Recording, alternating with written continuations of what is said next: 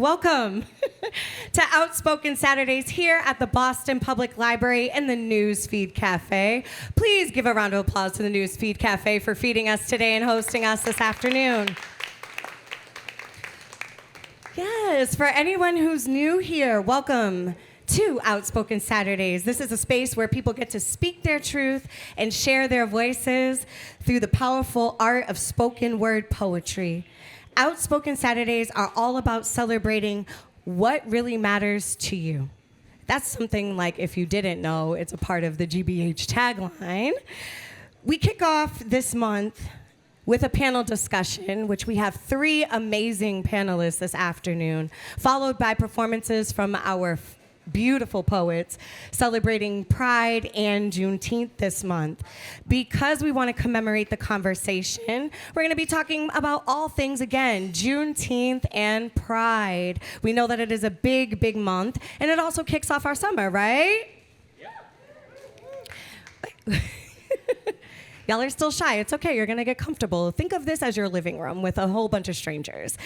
We're thrilled to offer a discussion that promises to provide valuable insight and inspiration. And I'm incredibly honored to introduce our first panelist. Now, before I bring anybody up to the stage, whether they be an artist, poet, a panelist, founder, executive director, I need all of the energy and all of the love in this space. Is that something that we can agree on today?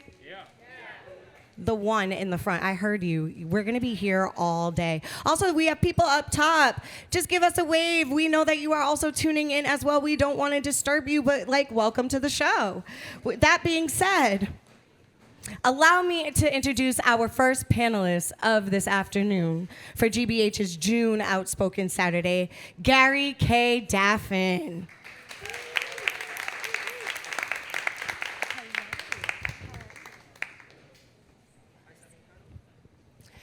Gary K. Daffin.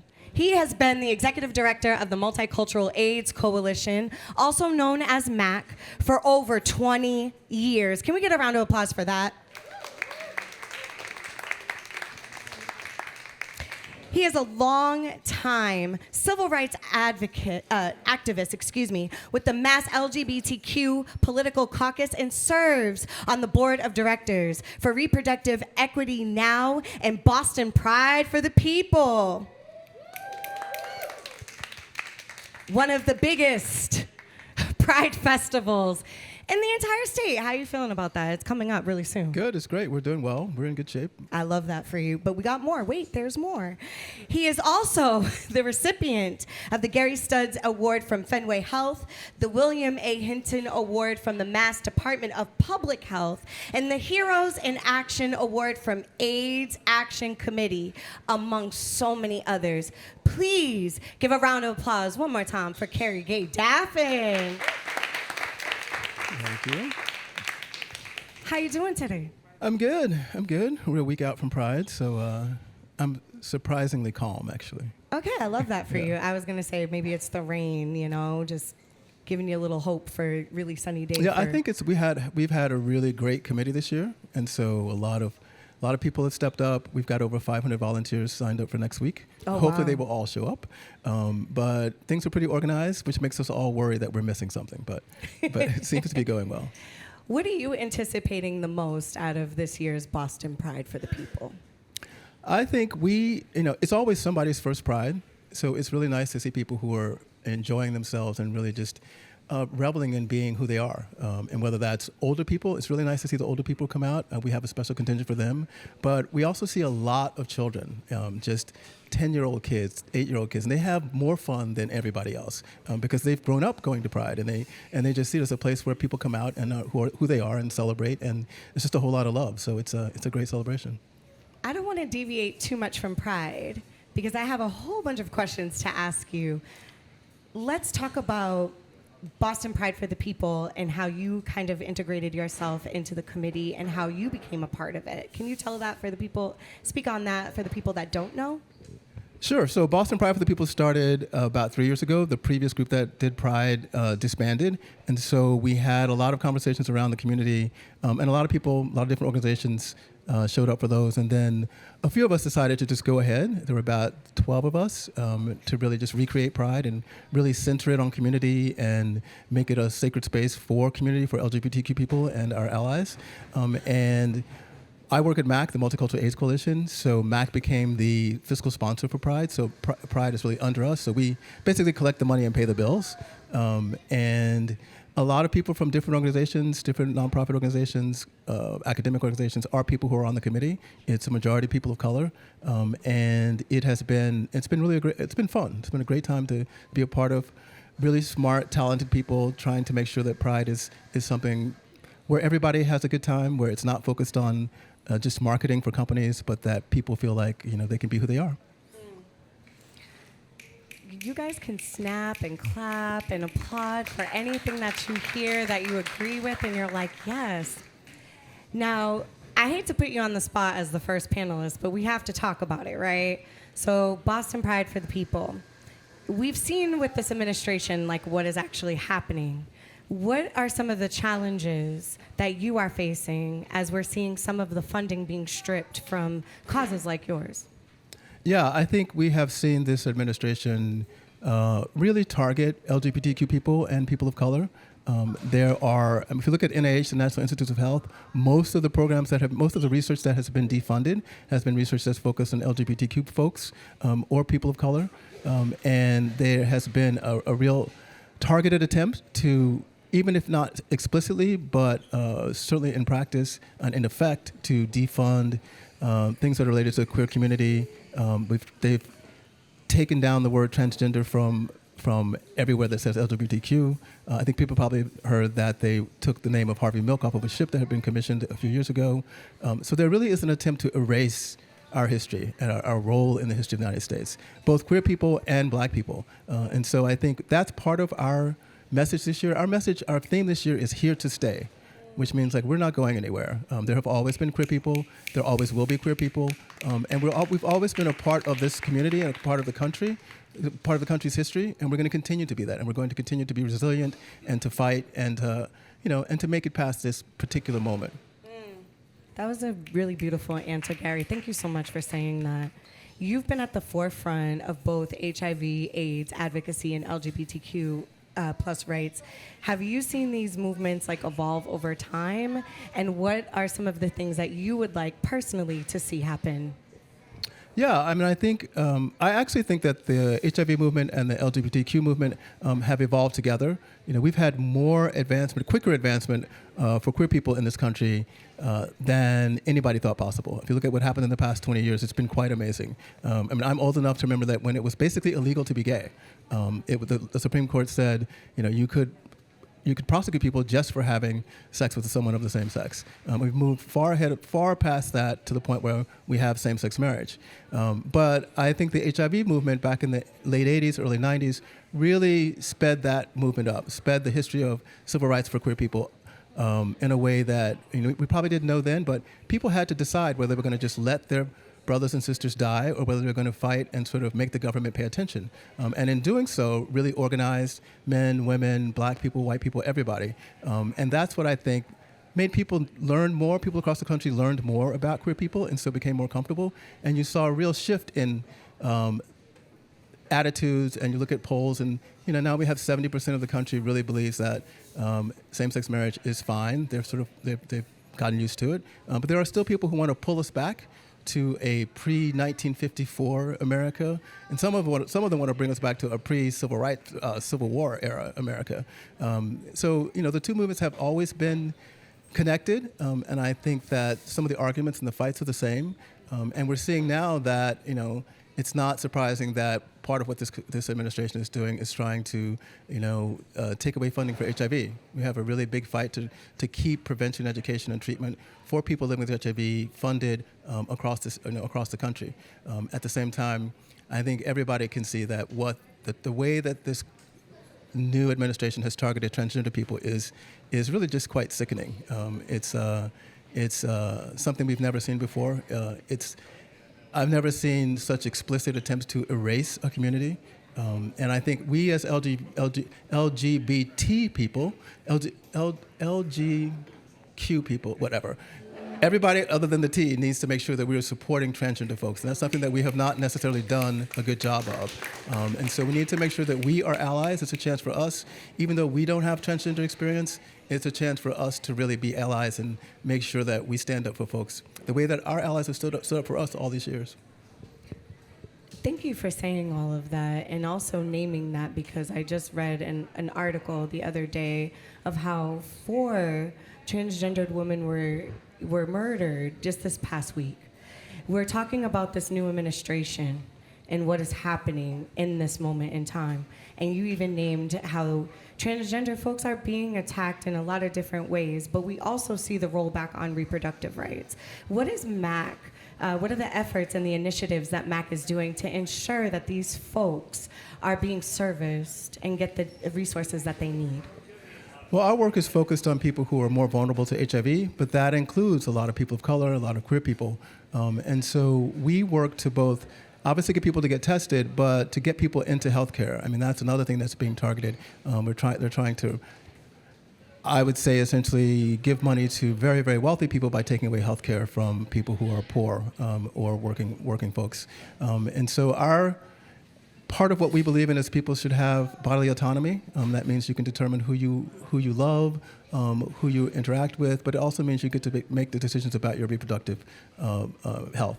And I also happen to be part of a group called Reproductive Equity Now, which is at the forefront of fighting, all across New England to make sure that we not only keep, obviously, abortion safe and legal in our region, but also to tackle laws that prevent people access. And so there's not equal access.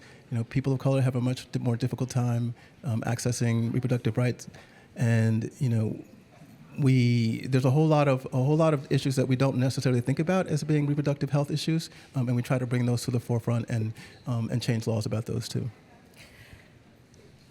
I just want to take a brief moment to acknowledge Juneteenth as well.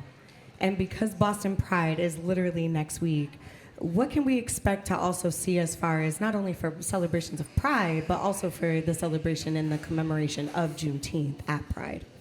Yeah, so one of the things that Pride wanted to do was to make sure that people of color, people who had not necessarily felt that Pride was a place where they were welcomed or felt at home, that we made that a safe space and a welcoming space. We go out of our way to invite smaller groups, diverse groups to be a part of Pride. And in our governance, actually last year our entire board, I think, were people of color. This year the entire executive committee are Black and Latino. And so there are people with broad experience, and we have folks from all over the community as a part of our organizing committee. But in leadership, we do try to model what we, walk the walk. So you will see, and I think everyone has mentioned it, has commented in the last couple of years that they see a Pride that is much more diverse. People are much more at home. It feels much more like the community is the center of Pride, and that's what we try to do. Because if you're a Black person and gay, you're not more of one or the other. It's an intersecting experience, and that's true for if you're a woman and you're a person who's gay, or a Latino person or an Irish person. People have multiple identities, and we want people to be able to celebrate all of those identities at Pride. Gary, thank you so much for being on our program this afternoon. Likewise, and I'm going to see you next week. I'll see you again. Exactly. At Boston Pride. Is there anything else that you would like to tell the audience or anyone The only thing I would say is come out for Pride next Saturday, June 14th. It starts at 11 o'clock right here in Copley Square. So there's the parade that goes to the South End. Then there's the festival at Boston Common that starts from 12 and goes till 6 o'clock. There's lots of entertainment. Big Frida, those of you who know who she is our main entertainer. We also have a block party at City Hall Plaza, which is a 21+ event, which means we're serving alcohol there, so the kids can't come. But that's from 2 to 8 at City Hall Plaza. So come out. It's a great day. It's going to be a beautiful day from what we see, and it'll be a lot of fun. So come out and join us. Thank you so much, Gary, and congratulations to your amazing team. You all are doing the work. Thank you so much. Please give it up one more time for Gary Daffin. How are we feeling feeling? Can I get a yeah, yeah? Yeah. Can I get a hooty hoo? I am really honored and blessed to always be in the presence of our next panelist. She is a powerhouse, she is a force, and she is an icon. I am incredibly honored to welcome Catherine T. Morris up to the stage.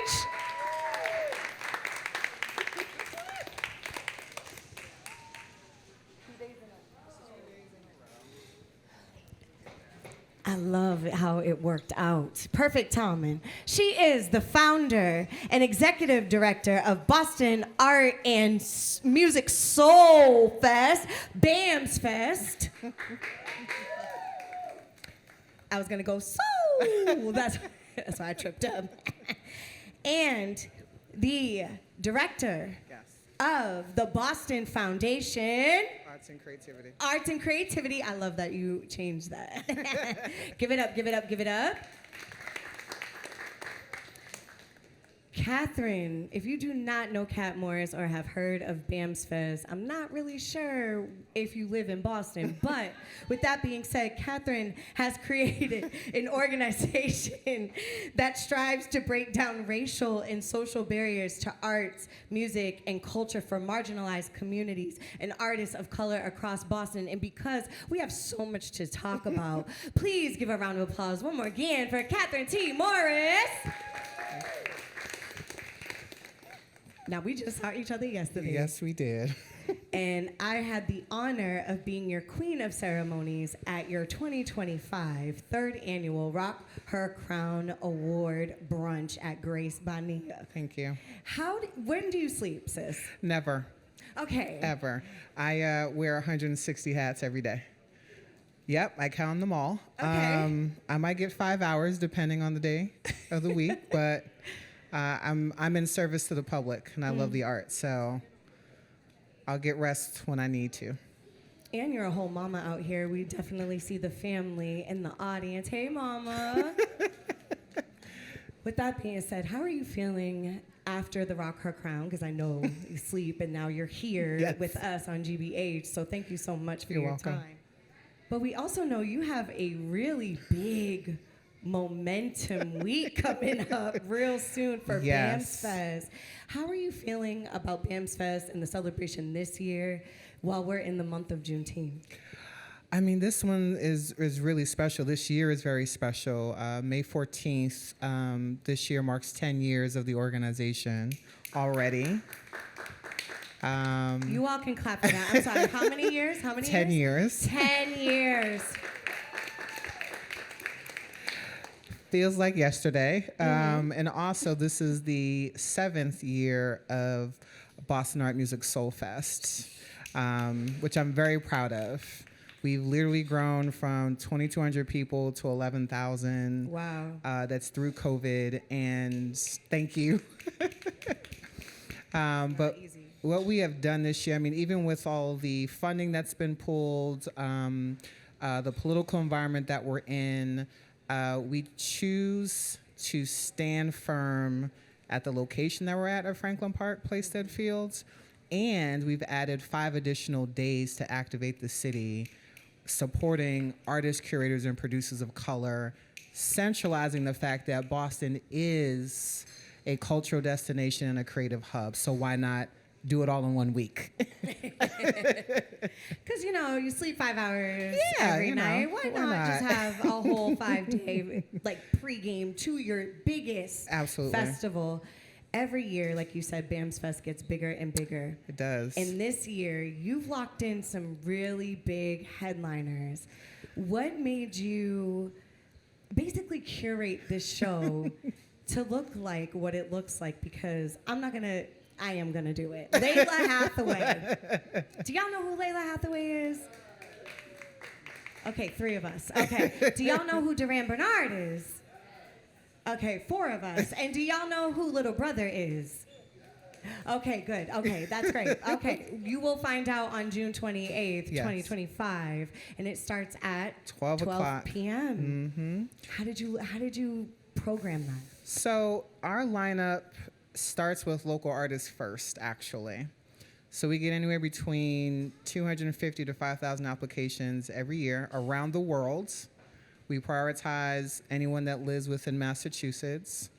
And we look at what are the common disciplines that are coming out, how are artists talking about their art, and we start to see a theme.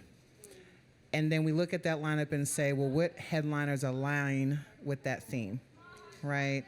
So this year, what makes it so special is it was all about Black and brown artists represent every genre of music.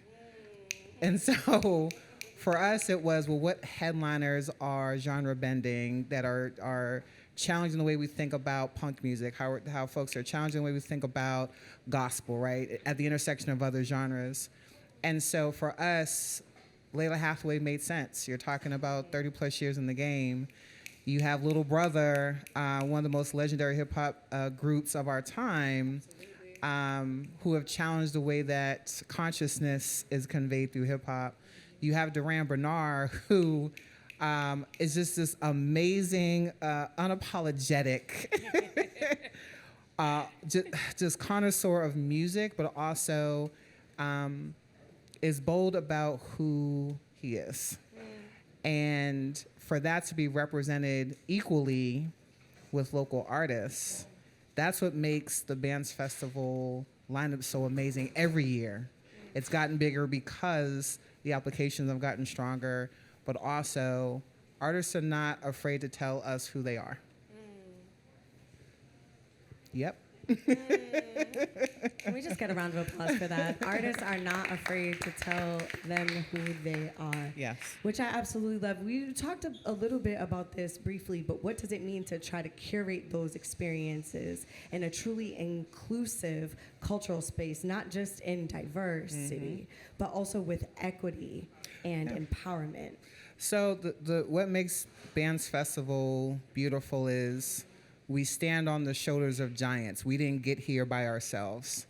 So the energy, the experiences are both nostalgic to Boston in terms of a time in Boston in which you could access the arts, you can access jazz clubs, you can go to different arts events, and things have shifted. But we wanted to make sure we honored that history, coupled with what could the future be in the arts, particularly with this festival, in a green space. And how to do that in a way that anytime you come to Franklin Park, but specifically for our festival, you can take off your shoes and frolic amongst the grass, right? You can meet someone new. You can reunite with someone you haven't seen in a while, but also all the different experiences that truly represent the diversity of our city, but also the multitudes of disciplines and imagination, but also supporting small businesses. Yes. More now than ever. Yes. And then just the energy that people bring to the space, right? The experiences are one thing, but how you enter and exit that space will either add to that energy or detract from it. BAMS Fest for me is like a celebration of joy and just existing and just being your unapologetically self, Yes. and your authentic self in the space. Like you are dancing. Yes, you are. So you got to know your steps. I'm sorry, y'all. The electric slide. We are doing all of the things. Think backyard. Yes. You know what I'm saying? Like we're doing. You can all bring of a the cooler. There are some folks who bring their entire families. As they should, and people travel from all They do. over. I had some people telling me that they're coming from Philly, people coming from DMV area, people coming from the South. Like, people are really coming up here to be in this space. What I love about your slogan, too, is what's louder than BAMS Fest? Yes. It's a statement. It's what you want to say with that. You know, it is about empowerment, right? To me, arts and culture is not a luxury, it's a necessity for all of us. And without it, we can't function. We cannot compartmentalize things without some type of translator in between that. And so I just commit my life to this industry. I love it, all around. But yes, it is. This fact of what is louder than Bands Fest is a question we want every audience member to ask themselves. What does it mean to you to love art and support it? Even the name of solidarity tickets. Yes. The ways in which, for somebody who does not get a lot of sleep, Surely don't. The ways in which that your mind thinks, and one thing I do want to say is the ways in which that you pay attention. Yes. You know, it's not just about the conglomerate and the things that you are doing as far as BAMS Fest and the other work and Boston Foundation and things of that nature. From what I heard yesterday, knowing who you are as well, you keep a pulse on what's going on in the community, but you take the time out to reach out to people and congratulate them on their successes. What gives you that energy to be able to do that? That's first and foremost. And the ways in which that you navigate that privately. Gotcha. Of course you're going to ask me that question. Energy doesn't die, it transfers. And what is important to me is whether you're a stranger, family member, or someone I just met, I'm going to hug you because I don't know when I'm going to see you again. And gives the best hugs, by the way. And I'm always learning from other people, even in the most smallest details. You know, how folks think about food, how they think about transit, how they think about being a parent raising a creative child. Like all those aspects of lived experiences inform and inspire my process. And I try to figure out how to honor that on a large scale basis from that perspective. I just love people. And if there's more love in the world, I think we would rotate a little differently, in my opinion.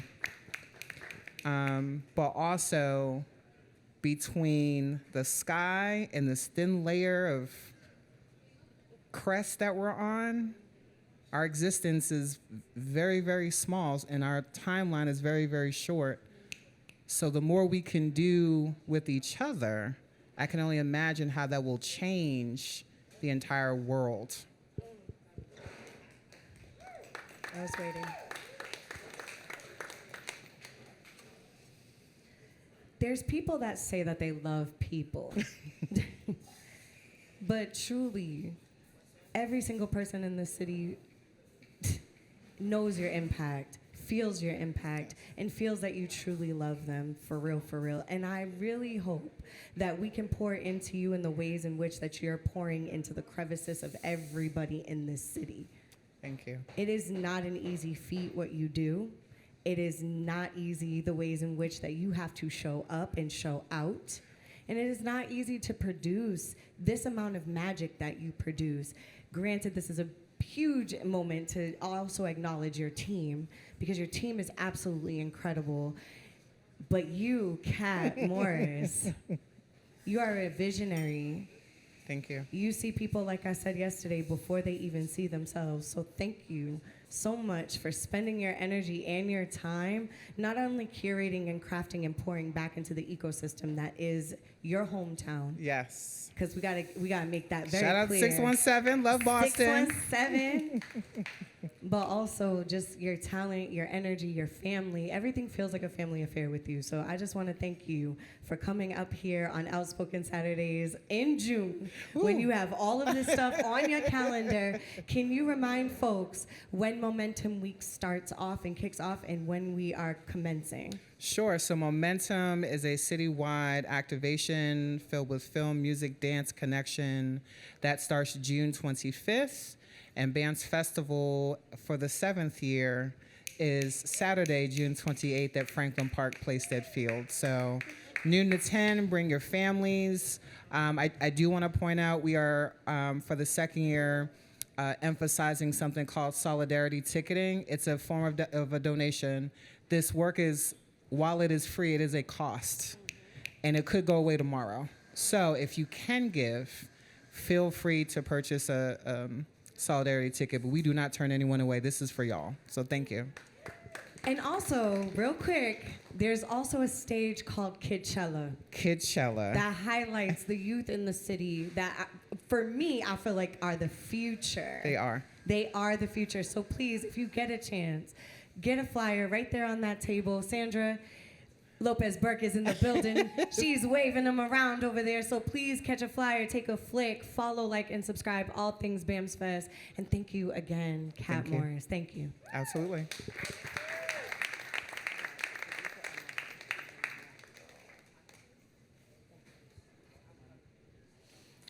Woo. Can y'all give one more round of applause to Catherine T.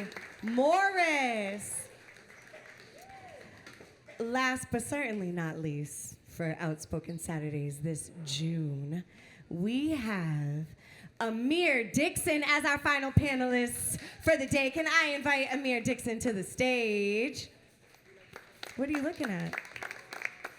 Oh. How you doing, Amir? I'm well. God is good. All the time. And all the time. God is great. Amen. Oh, Happy Saturday, everyone. Happy Pride. Happy Juneteenth month. I'm sorry, Fran.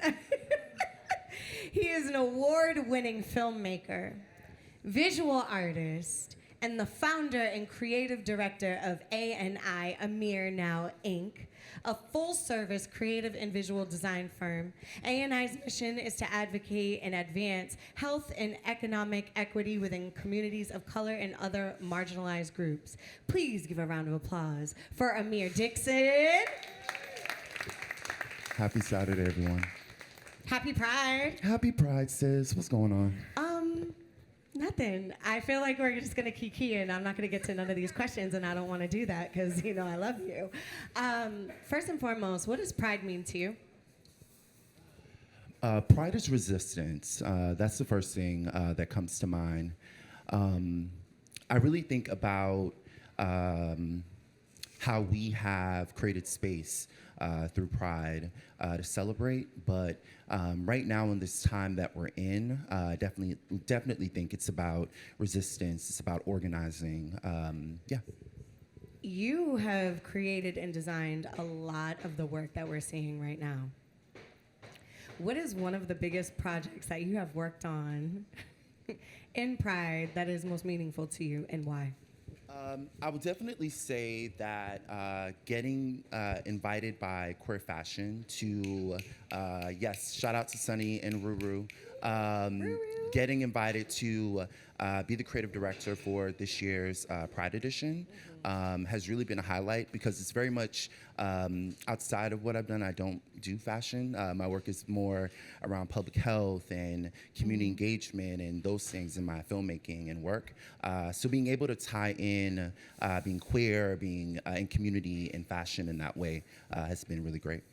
You talking like that, but I see this jacket that you're wearing, this blazer today, so I don't even I'm know. only inspired by you, sis. Okay, don't do me.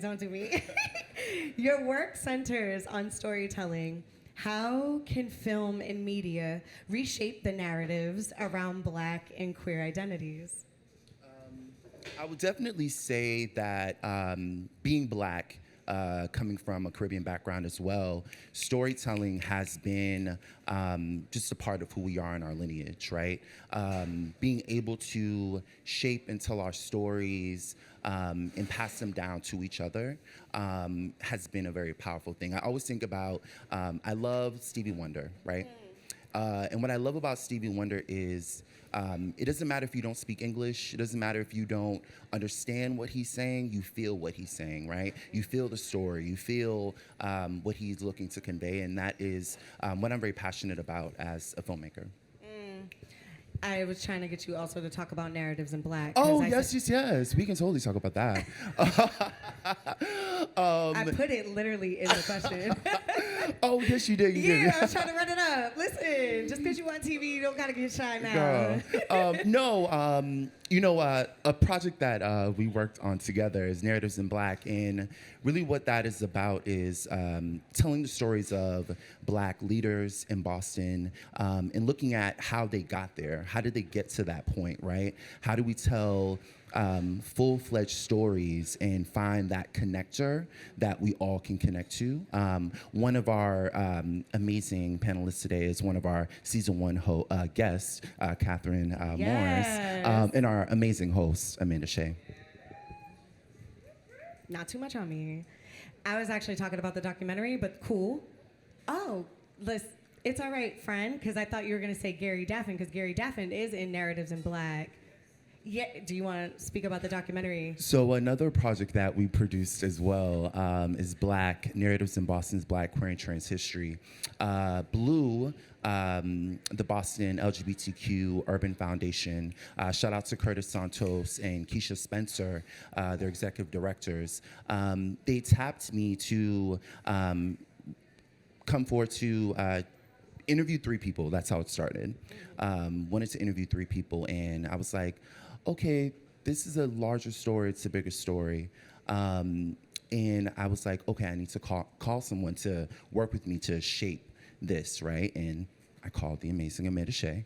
We came together to really interview community members, community leaders, the folks that have made this work possible for you to be hosting, for me to be a filmmaker, to run a business, own a business, the folks that have created the spaces for our healthcare to have positive health outcomes. I think about the history of the Multicultural AIDS Coalition. So yeah, that is the story of Black. And to just reiterate what Gary was saying earlier, today about the erasure of our stories, right? You documented 1960 to 2020 here in Boston as an LGBTQIA plus member, and what it was like and all of the fights and the challenges and the systems that they had to dismantle, but also the lack of equity, the lack of resources, and being able to thrive and sustain here in Boston.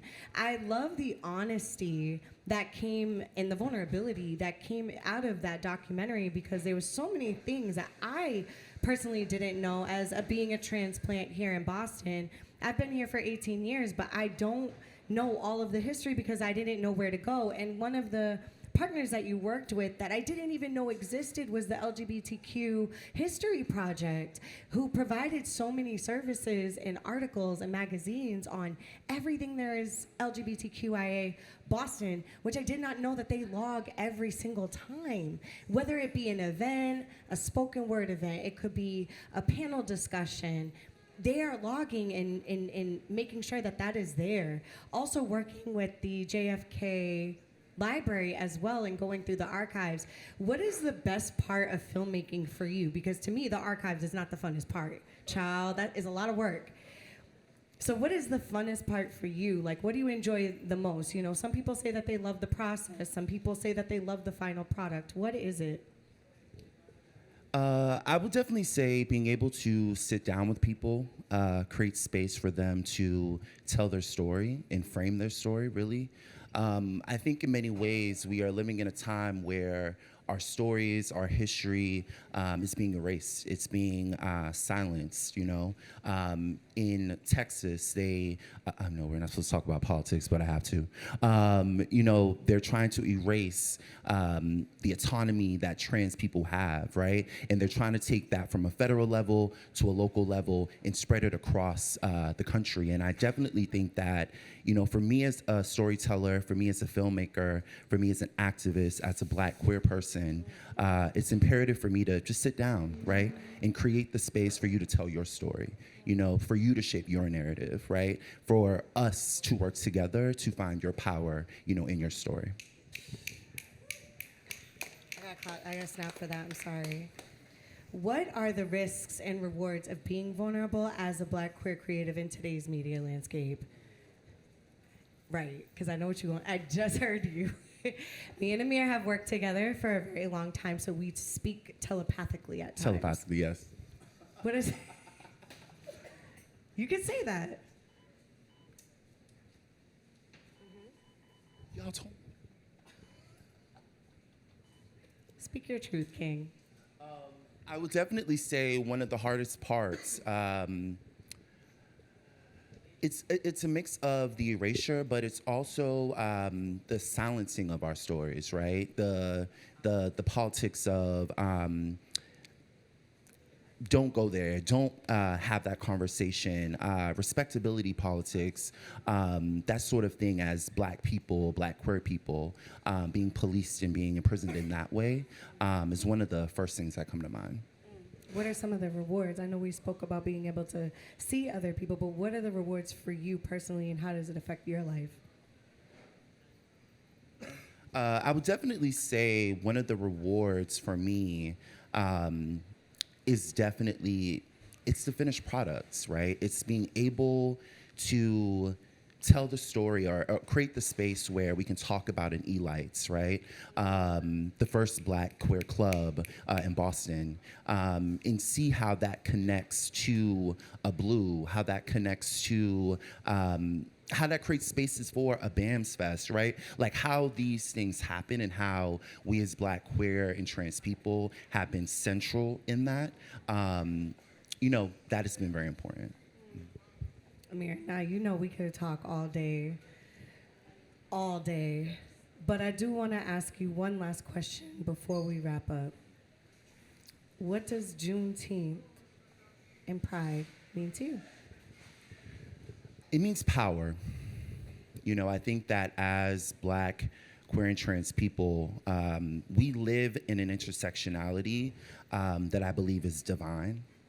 I believe that it's powerful. I believe that it is what shapes the future, right? I think about an interview that we recently did for projects, and I know you'll be mad at me if I call it out, so I'll just talk in generals.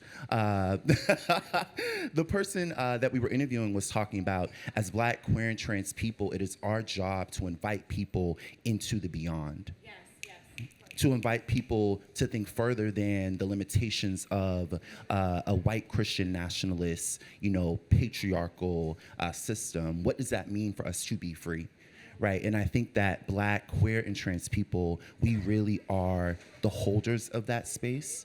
And Pride and Juneteenth is about that celebration of our freedom, the celebration of our power, and the celebration of our stories. Y'all give it up one more time for Amir Dixon. Thank you so much for coming on. Congratulations, Amanda. This is amazing. Congratulations. No, thank you. Don't do that. Okay. This is about you. Thank you so much for being on Outspoken Saturdays for our June Pride and Juneteenth edition. We value you so much, and thank you so much for everything that you continue to do and will do for our city of Boston and beyond. Thank you. Thank you.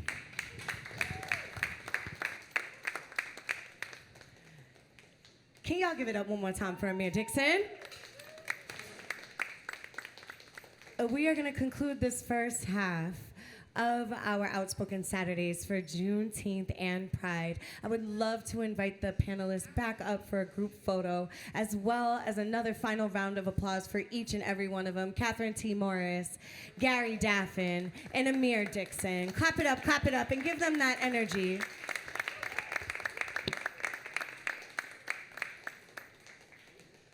Okay, we're gonna start our program and kick off our June Outspoken Saturdays with our first poet. If I could get a round of applause, drum roll please.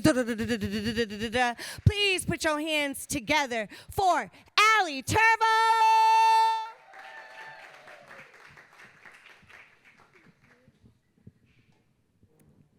Thank you. Hi. Hello. Hello. How are we? My name is Alli. I am a local poet and artist. I moved to Boston last year with my fiance, but I've been an MA girly my whole life. I just want to quickly shout out my friends Andre and Ren and my fiance Sam, who are in the audience today. They make me a braver person, and I wouldn't be here doing something like this without them. So. Many thanks to Amanda and the team here at GBH for having me. This is an incredible lineup, so really excited to be here. On to the poem. For the theme of this program, which is what matters to you, I sent in a piece inspired by my Grammy, who has been a lifelong source of wisdom and light for me. I think there's so much duality to growing older. It is beautiful, but it also represents the loss of what once was, and this poem is all about that duality. If you want to keep up with my work, or if you like cats, I have 2 of them. I'm on Instagram at Technicolor_tangerine. So thank you. This poem is called Porch Song. A hammock made of ropes. The sun laid itself over our shoulders like a blanket over my grandmother and I. And we spoke to the doves. I'd coo and they'd call back, and she and I cooed in that little nest on the porch, breathing in the summer air. And I knew then who I was, a key commanded by the lock, which I did not yet understand. I was little. The burden of turning and turning, of being shaped for one purpose. What else is there to say? I'm scared we can't go back. Have you forgotten how to warble? I'm trying not to see your shadow, the increase of texture on your face, every line a strike against the score. Do you remember how we hung the ropes from the siding? Even the deck is molting now, the paint in pieces on the ground. I imagine the hammock cradling us both, children we were, not knowing anything but the gentle rhythm of doves, the bowing flowers in the wind. It was the last time I remember being everything a child, held and held, unaware of the spiders webbing beneath us, singing and being sung to. With every response from the birds, we'd laugh, your voice a bell in my ear, my father's mother, some seed in us the same. I didn't know then that we change and wilt, like the flowers in your garden.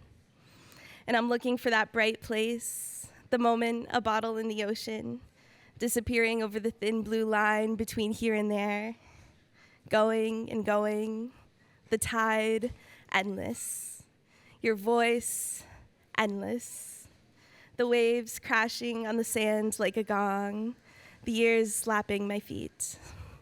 Thank you.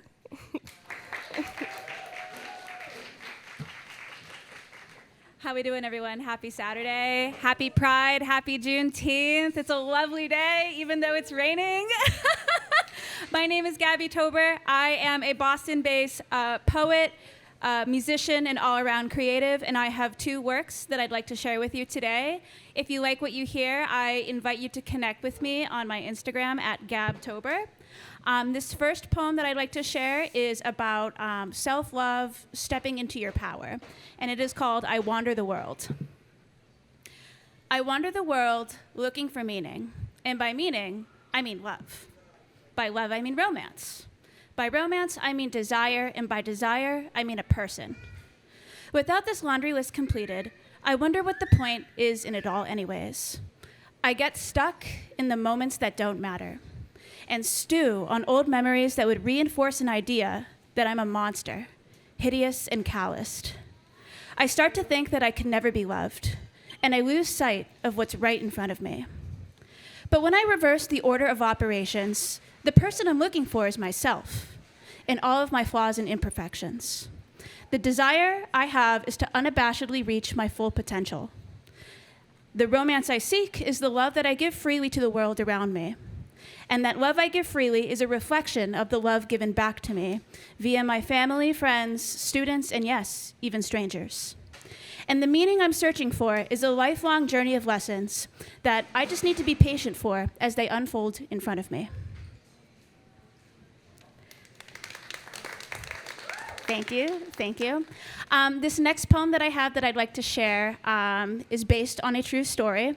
It is a poem for sisters. So if you have a sister, and if you love your sister, and you like this poem, I invite you to share this poem that's on my Instagram with your sister. And this is dedicated to my sister, Joanne. I'm at the register in Ulta Beauty, checking out with some new Korean face masks and wooden, simple eyeshadow brushes, when the lady behind the counter asks me, "How would you like to pay?" She lets me know I have $3 in Ulta Beauty rewards. And I let her know that I have a gift card, but I'm unsure how much money is on there, as the gift card was a surprise gift from my parents. I have to get the sticky stuff off of the card to swipe. And just as I've already taken up enough of this lady's time, I also have to scratch the PIN code on the card, and I don't have any coins on me. So I take out my keys and start scratching for the PIN. Nervous about the seconds I'm wasting, I scratch a little too hard and almost rip off some of the numbers. When the lady behind the counter giggles with her coworker, she says, "Oh, my customer's doing that too." I look to my right, and there is my sister, also scratching her Ulta gift card from our parents with her keys. We make eye contact, and suddenly, the rush and stress of taking up the lady's time melted away. And we both said to our respective lady, with a gigantic smile on our face, "Can you tell that we're sisters?" It makes me think about how the apple really doesn't fall far from the tree.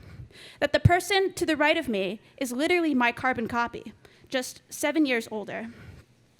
I ended up spending about $23.50 that day with my gift card and with my $3 Ulta rewards. But I would spend $1 million more to have another uniquely Tober moment with my sister. Thank you so much. Again, happy Saturday. Thank you for coming. Hi, everyone. Thank you so much for having me today. I'm Nadxieelii Alejandra Ramos Gomez. I'm an educator, a multidisciplinary artist, and a proud immigrant from Juarez, Mexico. Yes. I'm also the author of Imperfecta, bilingual poetry book for all perfectly imperfect women. And it is an honor to share a poem today written for my grandma, Esperanza, a matriarch who paved the way for us. So this is Titas Tamales. Winter is coming and I can smell the tamales. As I close my eyes, I visualize titas huipil and strong hands, rough hands filled with struggles and memories. Tita unta y unta las hojas del tamal. 1, 2, 3 kilos de tamales. One for each of those who love her. Un tamal, una historia. Stories wrapped around in banana leaves. As I daydream, I see your hands holding mine, walking down the feria of endless dreams. Tita, your wrinkles narrate your struggles and pain. Abuelita, arrugadita, arrugadita y solo mía. As I look at my hands, I try to find similar wrinkles, and I can't find them. And in desperation, I create my own. How can they appear if I'm so far away from where I belong? My wrinkles narrate loneliness and sadness. I close my eyes and I can't hear the paletero. I hear cars driving and passing by. I can't help but to cry in despair. Abuelita, our stories seem to be fading away. I speak our mother tongue. I speak it to remind myself that I am still here. Patita, what should I do? What should I do when speaking my mind offends others? Pues que te deje de importar, Alejandra. That's what she would say. I close my eyes to remember your pain and strength. I can't give up. I won't give up. Tita, no me permitas ceder al dolor. Each tamal narrates a story. Endless tamales, endless stories. Rojos, verdes, de dulce, de lote. Our stories are diverse and multicolored. A untar tamales, Nadxieelii. Just to remember that my hands are barely getting started. Accepting that my wrinkles will eventually show and that my wrinkles will be different from yours. Thank you so much. Muchísimas gracias. Thank you. If you would like to follow my work, you can find me on Instagram as @aramosgomez or at my website, aramosgomez.com. Thank you so much. Hello, I'm Shelby. I have been doing this now, I've realized, for about 3 years, which is pretty cool. Not Outspoken Saturdays is my first time, but just spoken word, so it's pretty cool. Writing has always been a really big part of my life, but I'm actually a teacher, and I was asked to coach a poetry club. And so I've been doing the thing. I dove in. I'm really, really grateful for this community, so I want to have a big shout out to all my poetry friends in Lowell. You can usually find me, my work, my community at the Untitled Open Mic at Dragonfly Cafe the first and third Wednesdays of every month. So like I said, shout out to them. I've learned so much about writing from them and my students, and I just find so much joy and healing. There's so much love around me in this community. So I wanted to share this poem. because it's just had such a beautiful process to write, and I'm really grateful to share it with you today. So it's called Wisteria. The wisteria plants itself in sentiment. Sediment falls to her knees, she waits for the rain to come. Reaches upward like a child, waits to be lifted onto mother's hip, vines ascending toward home. Wisteria grows vigorous, cold-hardy yet warm-hearted. She is full sun, has to be to survive the winters. You have to water wisteria and wait years for her buds to emerge from her branches. Stay patient in the passing time while she grows for you. Find strength in her softness, beauty in the chaos of her winding leaves. When wisteria is ready, her fragrant flowers will cascade, trailing over trellises she was never meant to climb, took the risk of being cut down to make shelter for you. And even so, she bends her spine for you, carefully climbs up the siding, twists towards your windows with want, reaching not to take, only to be close, only to be near. You plant the wisteria, then label her invasive. Call her attachment aggressive, her leaves toxic, this relationship unmanageable. Maybe she is too much. Will become a wild entanglement of good intentions and bad habits, but you never pruned her. Never even read the directions, plucked her like a weed to avoid apologies. Tore her branches away, her roots reaching for the memory of your head on her shoulder in Olive Garden. You snipped her back, cut off your best friend. You were everywhere, and then you were gone, as if you couldn't even bear to look at what we could have grown into. I never meant to choke you out. I just wanted to hold onto someone constant, wrap my arms around something stable. Is it so cruel of me to want someone to curl into, to latch onto something who says they love you? I know. I have to let you go, to grow on your own. Somewhere the grass is greener, but I thought we would be here forever. I imagine you're somewhere, with blades of grass beneath your feet while I am grounded, still. In the garden, I wait for the fog to roll into our memories, to carry them away into dreamlike summers where I watch our secrets slip into the soil like earthworms, like pockets of air when I come up for breath in the morning. The wisteria drops her leaves, braces for the cold, waits for the promise that spring will return. She is unwavering. As the seasons change, we both do.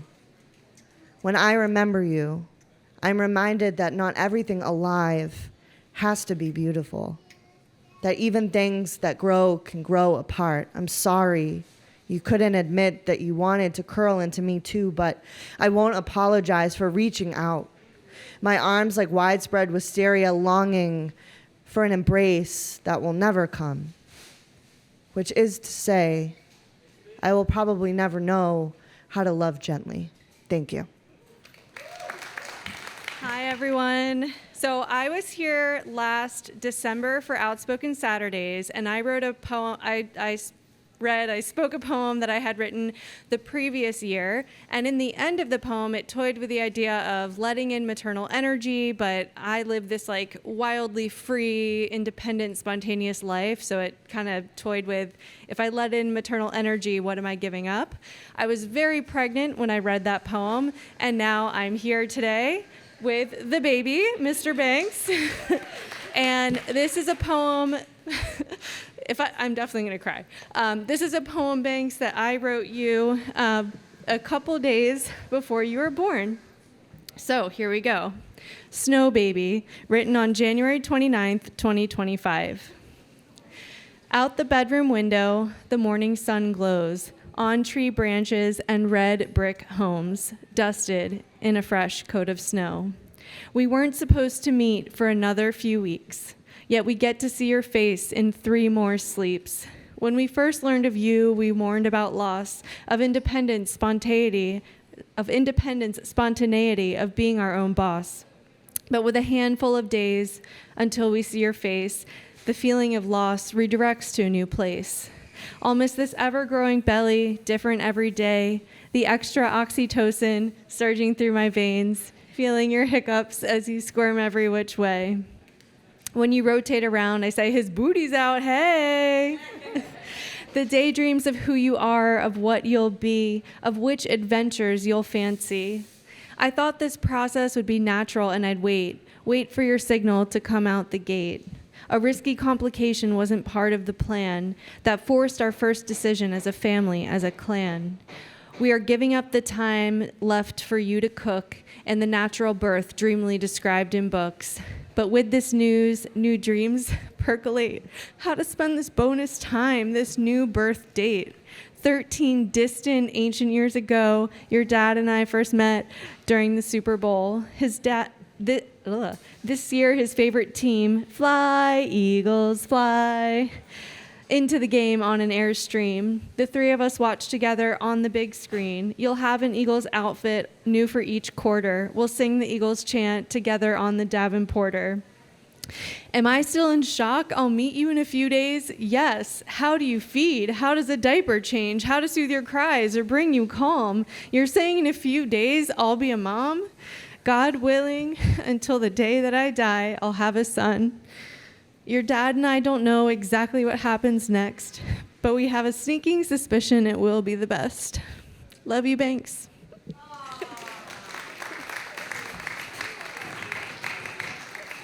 I'm from Boston. I'm an emerging artist. It is my first time here in GBH, and thank you so much for having me here. I'm an educator, and everybody knows me from Star Market and Prudential, and I'm a CSR there. My two poems are a reflection of survival in our times, and I'm gonna start for the first one, and I did an art piece in this one. Is my art piece.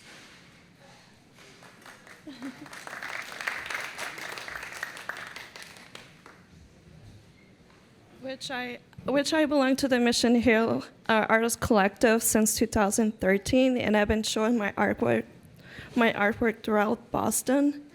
And I'm gonna start my first poem. I'm gonna have two poems.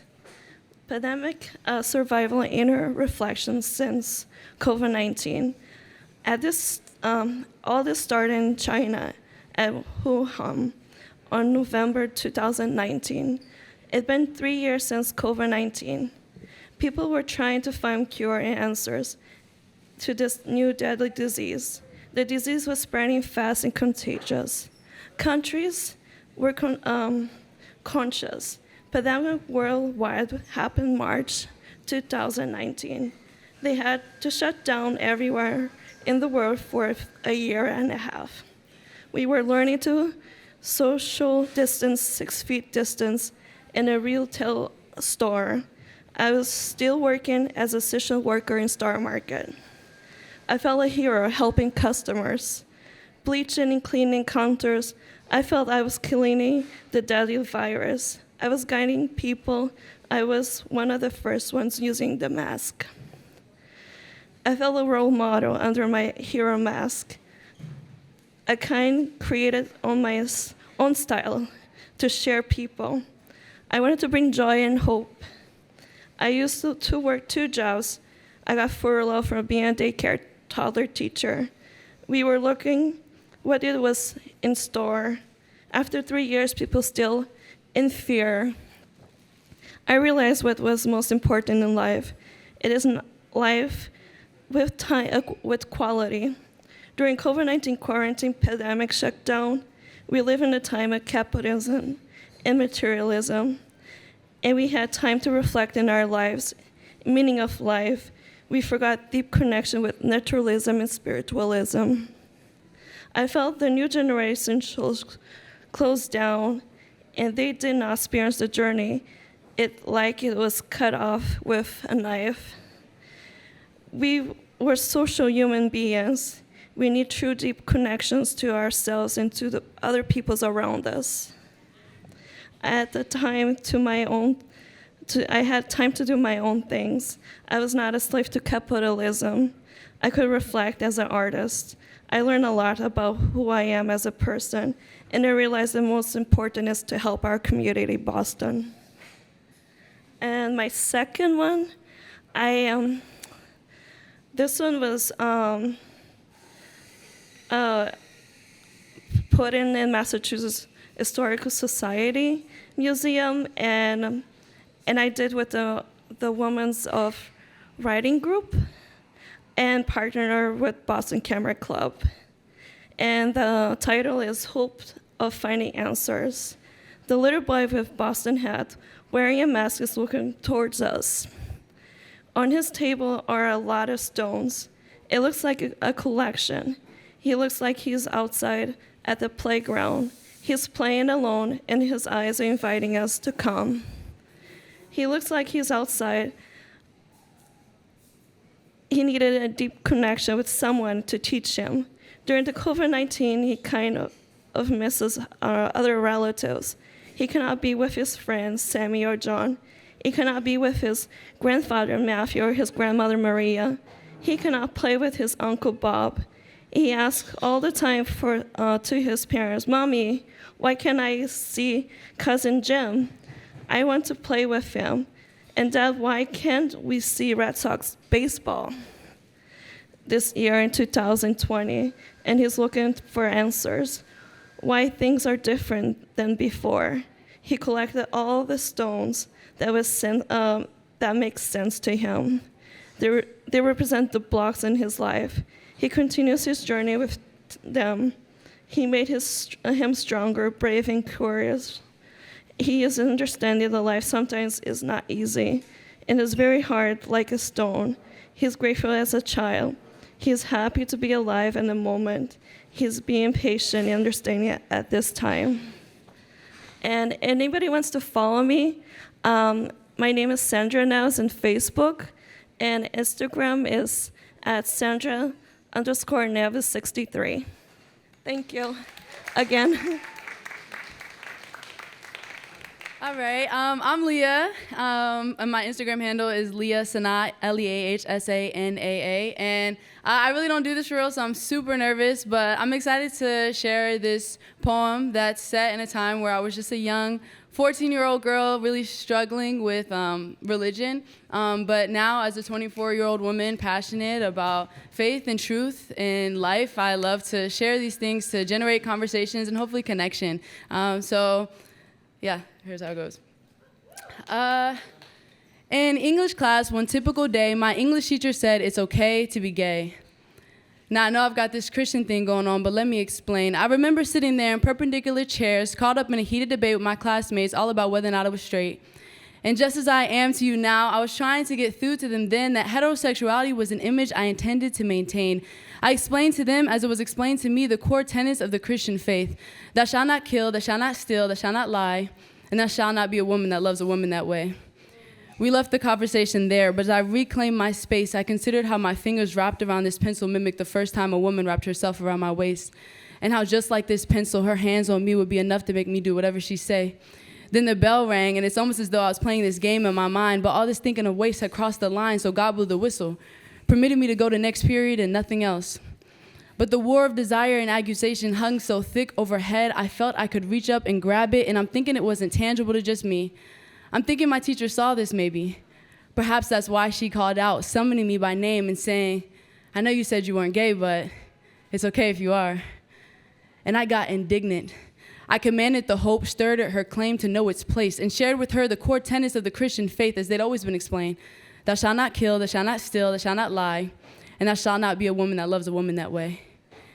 You know, and even if you found yourself in a situation where you needed to kill or had an affinity to steal, or even if you weren't honest all the time, all this could probably be okay because it seemed there was enough room to fit all these under the umbrella of grace. But if she was going to understand anything about the Christian faith, then she must know, thou shalt never be a woman that loves a woman that way.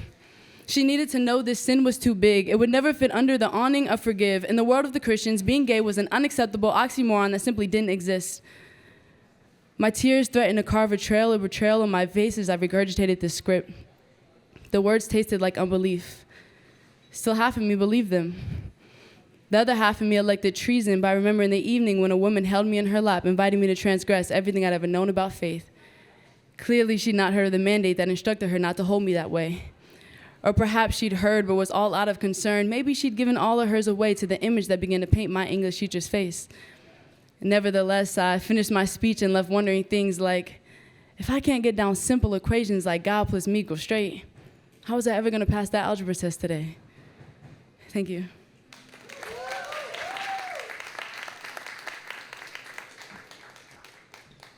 Y'all give it up one more time for Leah, Sanaa.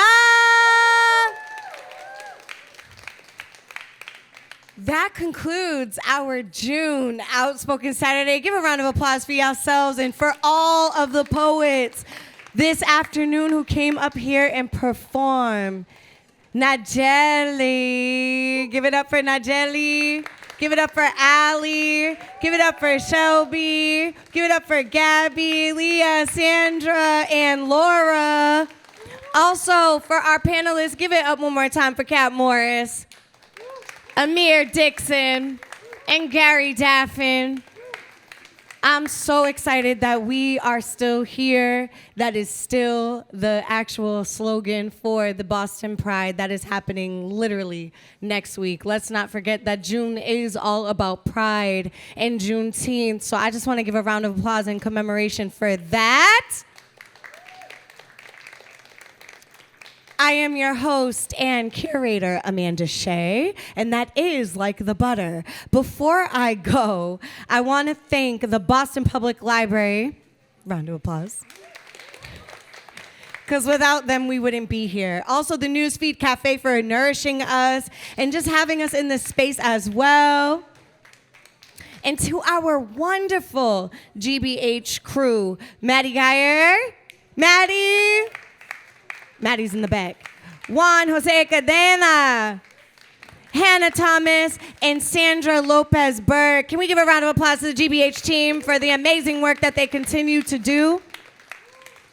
Again, my name is Amanda Shea, and if you did not know, not only will I be hosting Boston Pride next week, but I will also be on the main stage at BAMS Fest on June 28th as well. I hope to see all of you there. So I hope that you get a flyer. Also, if you know someone or you're that person that's like, I do poetry and I would love to have the opportunity to come up here and spit my pieces, you can always sign up on that purple table right there, right in front of our stage. Sign up or sign up a friend. Tell a friend to tell a friend and then just sign them up. You know what I mean? We'll be in touch with you to get you on the show. Also, last final remarks. Oh, Juan Jose, give a wave to everybody. Sign up with Juan Jose. Final announcement. We are on what we call our summer hiatus for GBH Outspoken Saturdays, which means we're not gone, but we are on a break. So we will not be here July or August, but we will be returning on September. Juan Jose.